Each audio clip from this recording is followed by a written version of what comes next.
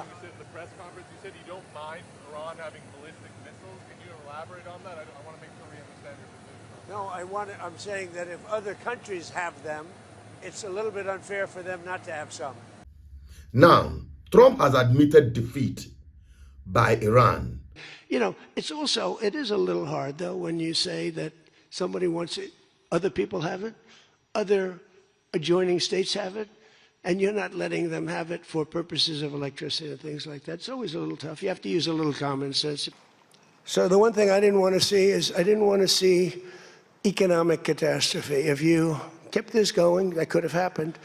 Who then is Tinubu not to admit defeat of his own failure coming from the mischievous enterprise of his government? We reduce the purchasing power of the people, we can further slow down the economy.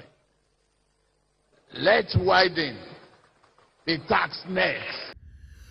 Here on this platform, we tell you undiluted truth. Permit me to break it down for you. You are in the know in case you are following the global trend. Trump came into the G7 meeting proclaiming himself as the boss. I'm the boss. How are you? Good, thank you.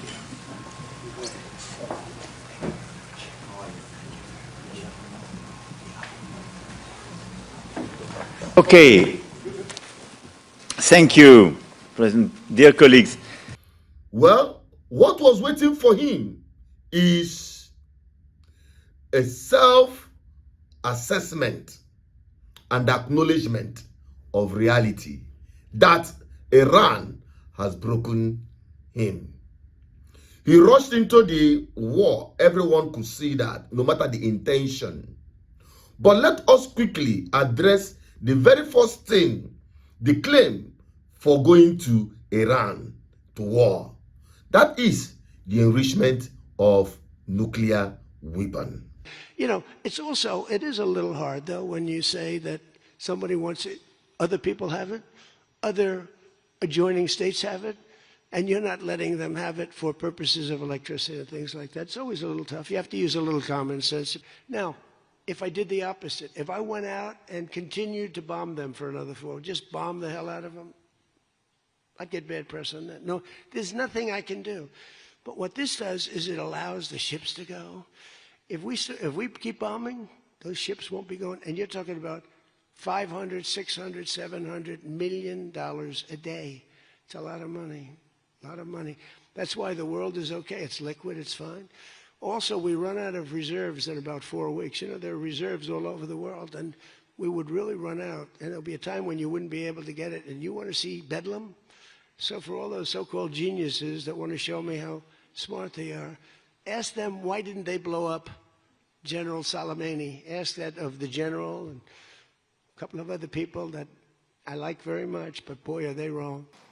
So the one thing I didn't want to see is I didn't want to see economic catastrophe. If you kept this going, that could have happened. But all I know is every time we talked about the possibility of peace, the stock market shot up like a rocket ship. It never went down. They didn't like it. The people, you know, the stock market is more brilliant than anybody there is, including the people on the stage, other than me, of course. Let's see. I don't know. What do you think, Scott? Is the stock market more brilliant than you? No, sir. Oh, that's a terrible statement. All right. The stock market is quite brilliant. And every time we said something amazing, like we're going to settle, it would go up. And every time we said something negative, like, guess what, we're not going to be able to settle, it would go down very big, Peter, right? Very, very big. Tells you something. Now that he has given grounds, possibly have agreed on the deal that Iran should have nuclear power. That is by the way. But the guy in his drama, I must tell you, give it to Trump. He said if he succeeds with this deal, he should take the credit. But if it fails, hold his vice accountable.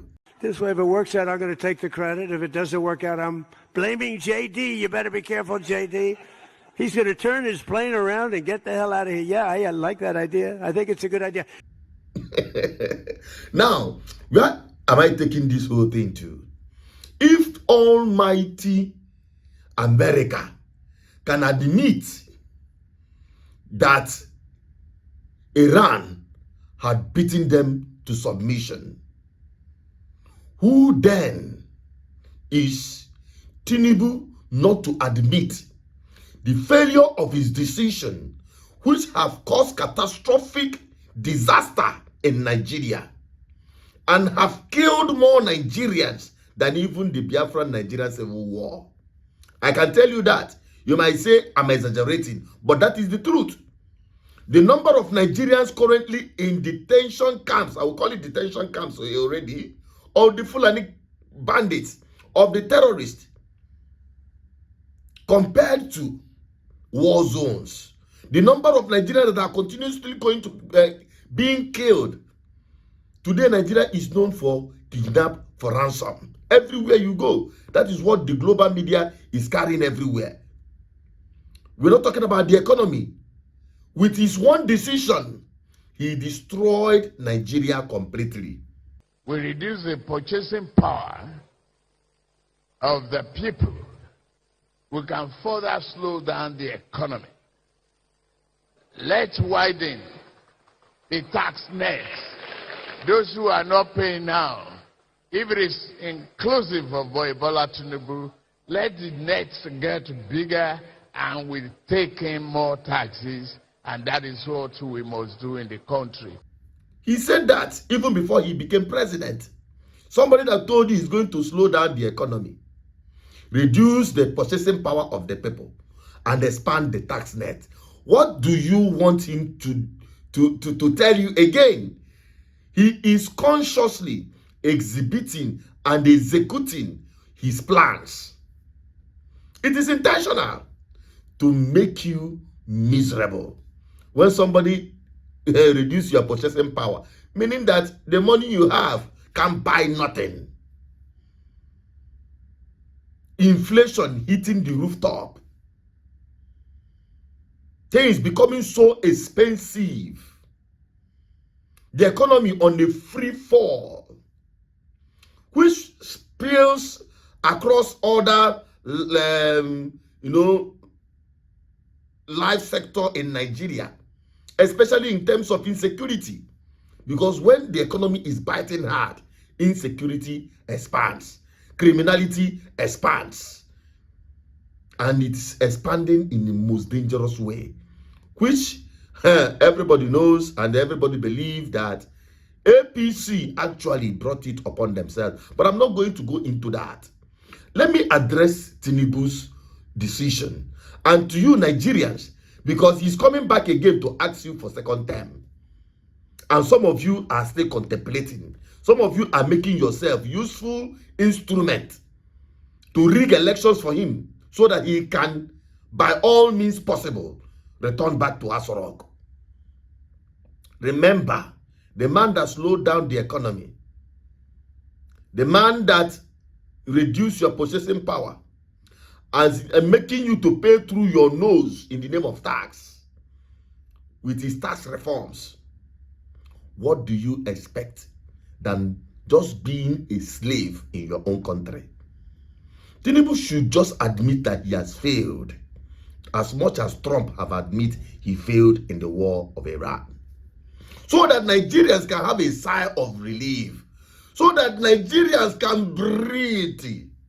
Let's be poor, breathe. Because these days you cannot differentiate who is poor and who is rich. Tinubu has leveled everything. He has broken whatever you call middle class. There is no middle class anymore.